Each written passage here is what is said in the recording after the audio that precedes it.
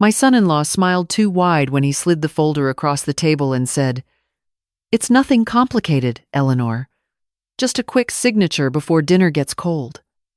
That's when I felt it. Not fear, exactly. Something quieter than that. A shift in the air. The way the room goes still, right before a tree branch snaps. I looked at the folder. I looked at my daughter, who was suddenly very busy arranging the dinner rolls. I looked at my son-in-law, whose hands were resting on the table just a little too still, a little too patient for a man who normally couldn't sit through a commercial break. And I thought, "You've been waiting to do this for a while. Let me look at it after dessert," I said pleasantly. His smile stayed exactly where it was. "It's time-sensitive, Mom. The notary's only available through tomorrow." I nodded and reached for my water glass. I didn't sign anything that night. My husband, Richard, passed away 26 months before that Christmas Eve. Pancreatic cancer. 11 weeks from diagnosis to the last morning, I held his hand in a hospital room that smelled like antiseptic and old coffee. He was 69 years old and had never spent a sick day in bed in his life until the very end. We'd been married 41 years. We built everything together, the house on Birchwood Lane, the small rental property 2 towns over, the investment accounts we'd been too careful and too stubborn to touch. After he was gone, I learned something about grief that nobody tells you. It doesn't just hurt. It makes you slow. It blurs the edges of things. Documents look like documents. Signatures look like formalities. When your daughter sits next to you and says Dad would have wanted things to be organized, you believe her because she is your daughter and because you are still partly underwater and it's easier to nod than to swim. I signed things that first year. I'm not proud of it, but I signed things. It was my grandson who woke me up. He was 16, quiet, the kind of boy who reads actual books and asks questions that take you off guard. He'd always come to my house after school on Tuesdays when his parents worked late. We had a routine. He'd do homework at the kitchen table while I made whatever I felt like making, and we'd talk, not about anything important. Usually. Music he liked, a history project, something funny that happened in gym class. But that Tuesday, 3 days before Christmas, he sat down and didn't open his backpack. "Grandma," he said, "can I show you something?" He put his phone on the table. It was a photo, slightly blurry from being taken at an angle, clearly shot in a hurry. It was a document. My name was typed at the top, in clean, professional font. "I took that in Dad's office last weekend," he said. I didn't know what it was. Something felt wrong. He left it open on his desk, and when he went to answer the door, he stopped. "Is that bad?" "You did exactly right," I said. I picked up the phone and read. The document was a quitclaim deed. The property described was my house on Birchwood Lane. The transferring party was me. The receiving party was a limited liability company I had never heard of, with an address in Delaware and a name that sounded like a real estate holding firm. There was a signature line at the bottom with my name typed beneath it. I set the phone down carefully. "Did your parents know you took this photo?" "No," he said. "Good," I said. "Don't tell them." I kept my voice steady. I poured him a glass of lemonade. I put a plate of crackers on the table and told him to start his homework. And I sat across from him and held my hands flat on the table and thought about every single piece of paper I had signed in the past 2 years. There was the healthcare proxy, which I had understood. And there was a set of forms my daughter had described as just estate planning basics. And there was a Tuesday in February when my son-in-law had come alone, without my daughter, with a folder and a notary he'd brought with him, a young woman I'd never seen who waited in the foyer while I signed 2 documents at the kitchen table. He told me one was a medical release update and the other was related to Richard's retirement account transfer. I had trusted him. I had raised my daughter to choose someone trustworthy, and I had convinced myself that she had. That evening, after my grandson left, I went to my filing cabinet. The one Richard had labeled in his meticulous handwriting, the one I hadn't opened since the fall, I pulled out every folder and laid them on the bed and started reading. The medical release was there, and underneath it, a document I had not looked at carefully enough the first time. A durable financial power of attorney, signed and notarized, granting my son-in-law full authority over my financial decisions in the event I was deemed unable to manage them independently. I read the incapacity clause 4 times. Then I went to the kitchen, poured myself a glass of water, and called my lawyer. Not the family lawyer who had handled Richard's estate, a different one. A woman named Patricia, who had handled a neighbor's divorce 2 years ago, and who I had liked immediately because she didn't soften things unnecessarily. "Patricia," I said when she answered, "I need an emergency appointment. I have documents I need you to read. How soon can you come in?" "Tomorrow morning, if you can manage it." 8:30, she said. "Bring everything." I barely slept. I lay in the dark and sorted through the years the way you do when something forces you to look back without the comfort of selective memory. My daughter and I had always been close, or I had believed we were. After Richard died, she came every week. She sat with me through the worst of it. She brought groceries and made sure I was eating and was there when I needed her. But there were other moments, smaller ones. I had filed under nothing important. The way she and her husband grew tense whenever I mentioned the rental property. The time her husband had asked, very casually, what I planned to do with the house long term. The Christmas 2 years ago, before Richard was even gone, when I had overheard the two of them in the hallway talking about getting things structured properly before it becomes complicated, I had told myself I was misreading it. Parents do that. You protect your children from your own suspicions about them. By 3 a.m, I was done protecting.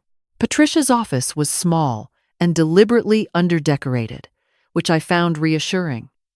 She read every document I brought without speaking. When she finished, she took off her reading glasses and set them on the desk. "You signed a durable POA that is remarkably broad," she said. "It covers financial decisions, real property transactions, and investment management.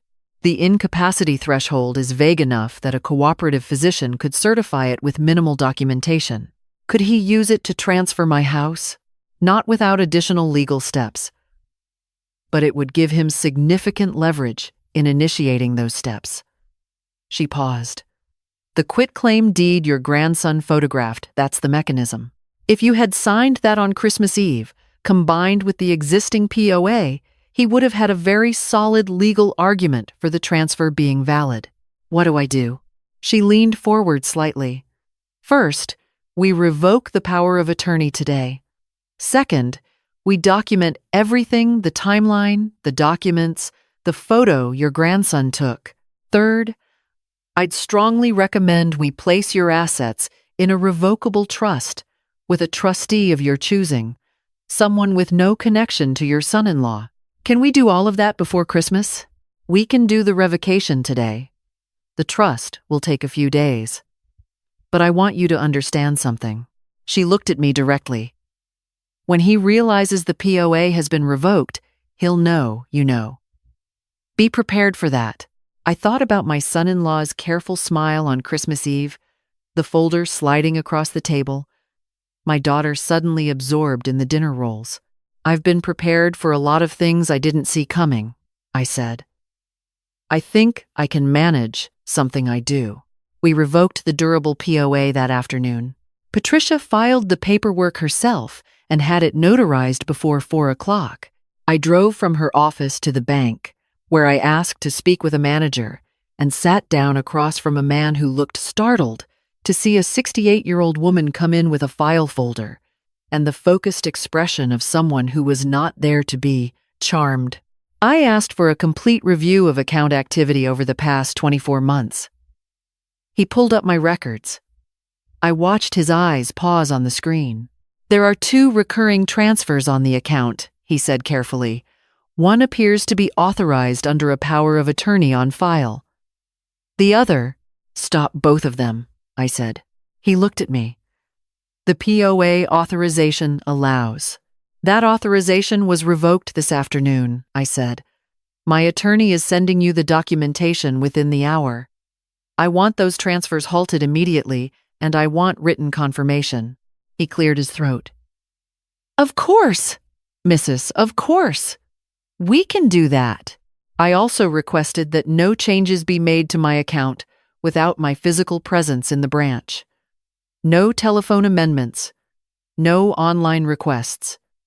He made a note, and I watched him make it. When I got home, I sat in the kitchen and opened the drawer where I keep a small notebook. The kind I've used for grocery lists and phone numbers since before people kept everything on their phones. I started writing down dates. Every date I could remember. The February meeting with the notary. The phone call last spring when my son-in-law had mentioned, very offhandedly, that the rental property might be worth refinancing. The afternoon in September when my daughter had suggested I might want to think about downsizing because the house was a lot to maintain alone. I wrote for 2 hours. The notebook filled up faster than I expected. That night, my daughter called. Just checking in, Mom. How are you feeling about Christmas? Do you need us to bring anything? I think I have everything, I said.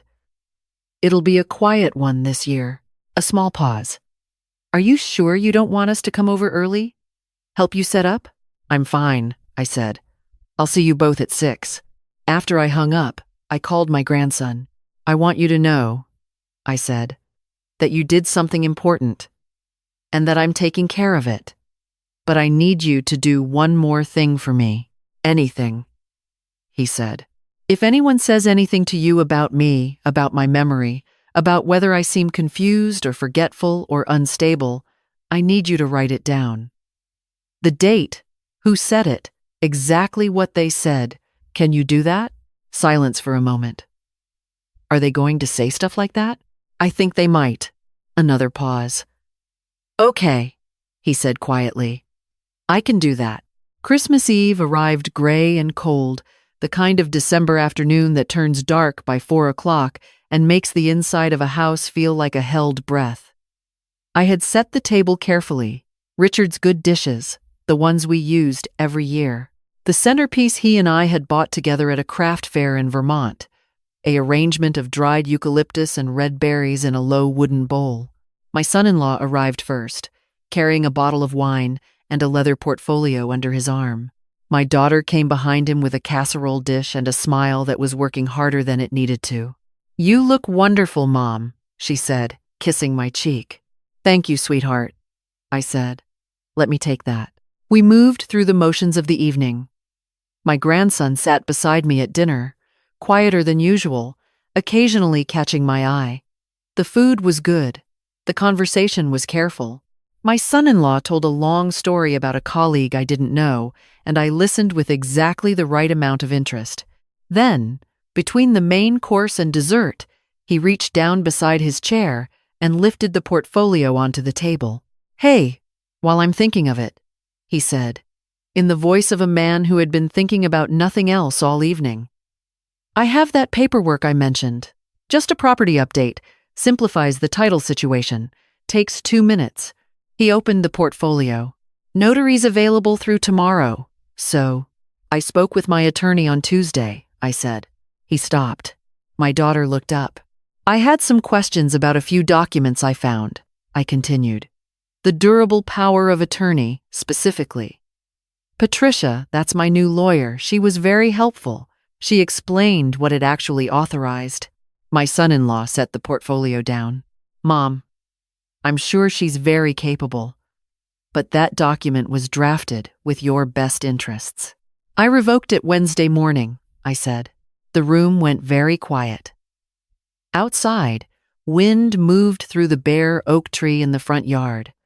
I could hear the clock in the hallway. You what? My daughter said. I revoked it. And I had the bank halt the recurring transfers that had been running from my account for the past year. I looked at her, not at him. I didn't authorize those transfers, sweetheart. I want you to understand that. Whatever he told you, I did not authorize them. My daughter's face moved through several expressions very quickly. Surprise. Then, Something more complicated than that. My son-in-law leaned back in his chair. His voice, when he found it, was very measured. This is a misunderstanding. You're upset, and I'm 68 years old, I said pleasantly. I drove myself here. I read the Wall Street Journal this morning. I know exactly what I signed and what I didn't, and I know the difference between estate planning and a property transfer I was never told about. I turned to look at him. I think you should go home tonight. Mom, my daughter started. You're welcome to stay and have dessert, I said to her. I made the cranberry cake you like. I'd love to spend more time with you. But I'd like your husband to leave. He left. My daughter stayed for almost an hour. She sat across from me at the table, and in the beginning she tried to explain that he had been worried about me, that the house was a lot to manage, that the documents were just a precaution, that she hadn't fully understood all of it either. I listened to all of it. I didn't argue. I've known my daughter long enough to recognize when she's telling me the parts she believes versus the parts she's been told to believe. How much of my account did you know about? I asked, near the end. She looked at her hands. He said you'd agreed to a household contribution. For when we helped with things, I never agreed to that. A long silence. He said, I know what he said. I reached across the table and put my hand over hers. I love you. That hasn't changed. But I need you to understand something is very wrong here, and I need you to decide what you're going to do about it. She cried on the way out. I stood in the doorway and watched her car back out of the driveway and disappear around the corner. Then I went inside, washed the dishes, and called Patricia. The week after Christmas was the busiest I'd had since Richard's funeral. Patricia and I met twice to finalize the trust documents. The house, the rental property, the investment accounts, all of it moved into a revocable living trust with my grandson's mother, my youngest sister, listed as successor trustee. Not family I saw often, but family I trusted completely. A woman who had never once asked me what I planned to do with anything. I went back to the bank and opened a new account. The manager asked fewer questions this time. I had brought Patricia's revised documents, and he processed everything without ceremony. Before I left, I did one more thing. I had him pull the full 2 years of transaction records and print them. I sat in the small private office and went through every page. The total, when I added it up in the margin of the printout, was just under $30,000. Monthly transfers. A few larger withdrawals listed under vague descriptions. A change to my insurance beneficiary that had somehow been updated without my signature on file, which the bank manager went pale, explaining. I handed him a copy of the fraud documentation Patricia had prepared. He said they would initiate an internal review and notify their compliance team. I thanked him and left. The calls started the first week of January. My son-in-law called twice. I didn't answer. My daughter called 3 times. The third time I answered, and she said, very quietly, that her husband was consulting a lawyer and that she hoped we could resolve things as a family. I told her I hoped so too. I kept my voice warm because I meant it. Then my grandson called. Mom said, I'm not allowed to come to your house anymore, he said. He didn't sound angry, just tired in the way teenagers sound when they've learned something they didn't want to know about someone they loved. She said, you're going through something and it's not good for me to be in the middle. What do you think? I asked. I think she's scared of Dad, he said. And I think she thinks if she believes him, it's easier. I closed my eyes for a moment. You are always welcome here, I said. Always. But I don't want you to do anything that makes things harder for you at home. I'm fine, he said. Can I still come on Tuesdays? The door is open, I said.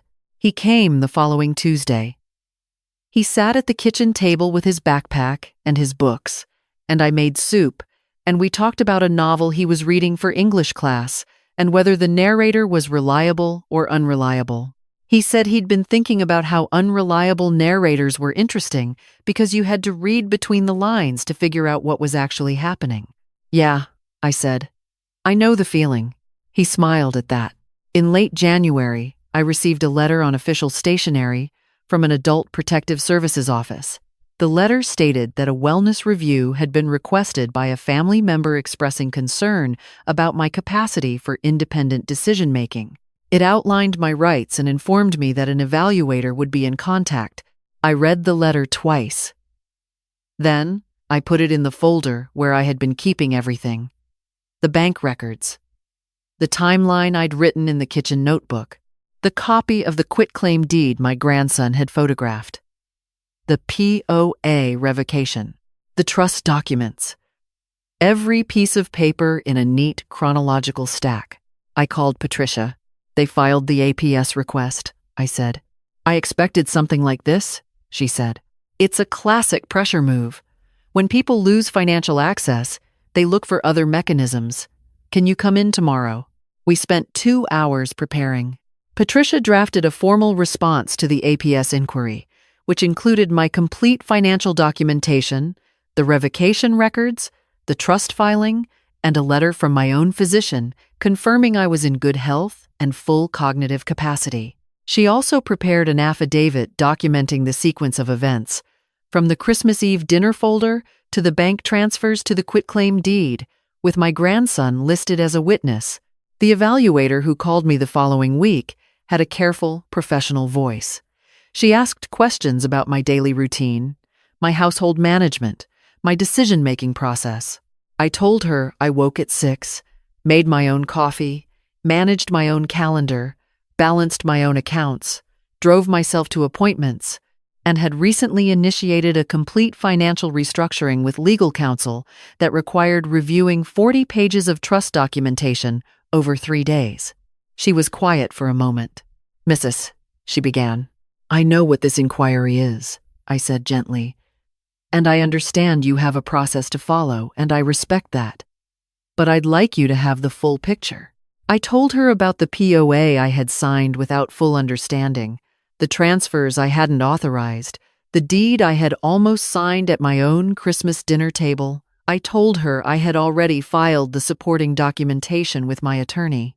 "I'll be sending you a complete packet by end of day tomorrow," I said.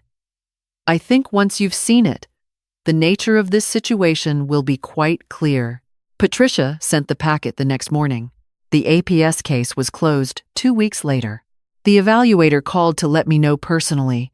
She said, very carefully, that the documentation I provided had been thorough and credible and that no further review was warranted. She paused before she hung up and said, "I intend to," I said. My son-in-law did not call after that. My daughter called once, briefly, to say she needed time. I told her I understood. I meant it. Some things take longer to see than others. Some damage moves slowly and quietly through a family for years before anyone looks directly at it. I didn't know yet what would become of us. I knew I couldn't decide that part alone. On a Tuesday in February, my grandson came after school with something different under his arm. Not his backpack. A small, flat package wrapped in brown paper. "I made you something," he said, handing it to me. I opened it at the kitchen table. It was a drawing, done in pencil and ink. A woman, standing in a doorway, one hand on the frame, looking out toward something bright and open beyond the house. The woman's shoulders were straight. Her face was calm. "Is that me?" I asked. "The way I see you," he said. I held the drawing for a while and didn't say anything because sometimes the right response to something is just to let it be there and feel how much it means. I set it on the kitchen counter where I could see it from the table. The weeks after that were quieter than I had been in years. Not empty, quiet. The heavy kind that settles in after loss. Full quiet. The kind that belongs to you. I walked in the mornings. I cooked what I wanted. I called my sister and talked for an hour about nothing and everything the way we had when we were young. I called an old friend from Richard's firm, a woman I'd drifted from after the funeral, and she came for lunch, and we sat at the kitchen table until 4 in the afternoon. I reorganized the filing cabinet, not out of anxiety, but but because I wanted order. Real order. The kind that comes from understanding every piece of paper in every folder and why it's there. I wrote a new will with Patricia. Simple, clean, 2 pages. The house to my grandson's education trust, a fund I had opened in his name at the bank.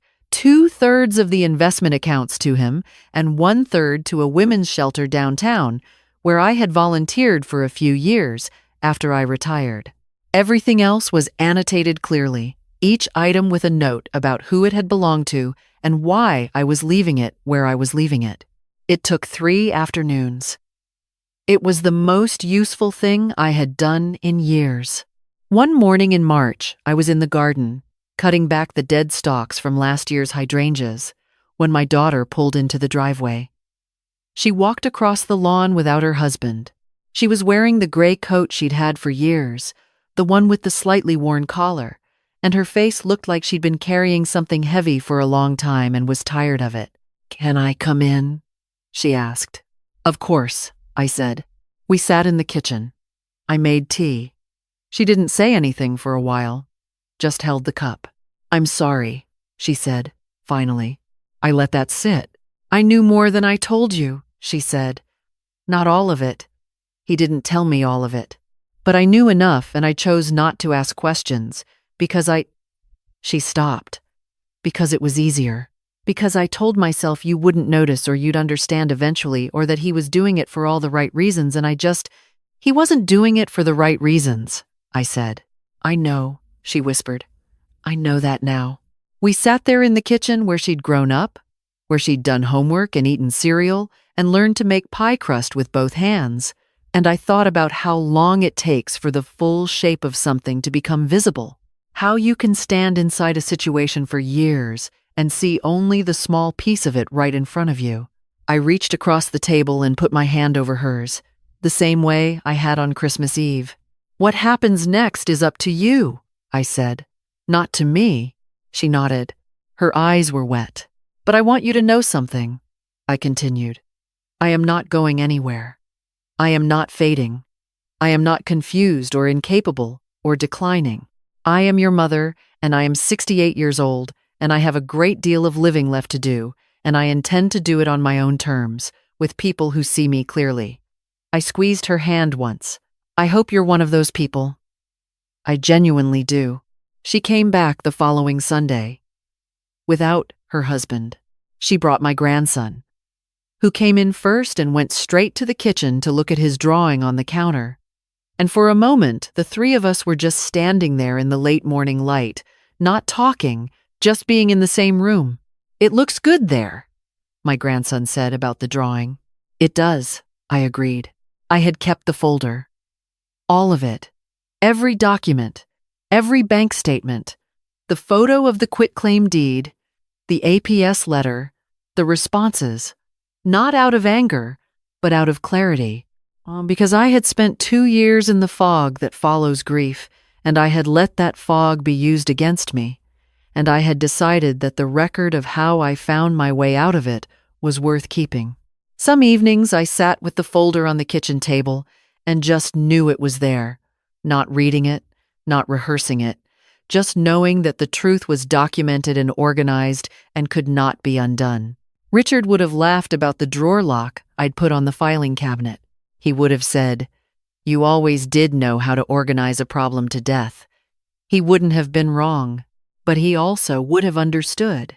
Because we built everything together, Richard and I, with careful hands and clear eyes and a belief that the life you build belongs to you and no one else, not even the people you love most, not without your full and knowing consent.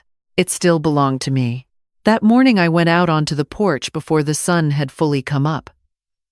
The maple tree in the front yard was starting to bud, small and tentative, the first sign of something coming back after a long winter. I held my coffee with both hands and stood there in the cold and breathed. I didn't feel old. I felt the opposite of old. I felt like the woman in my grandson's drawing, standing in a doorway, looking out, with nothing behind her she hadn't already survived. Ready, finally, to walk through.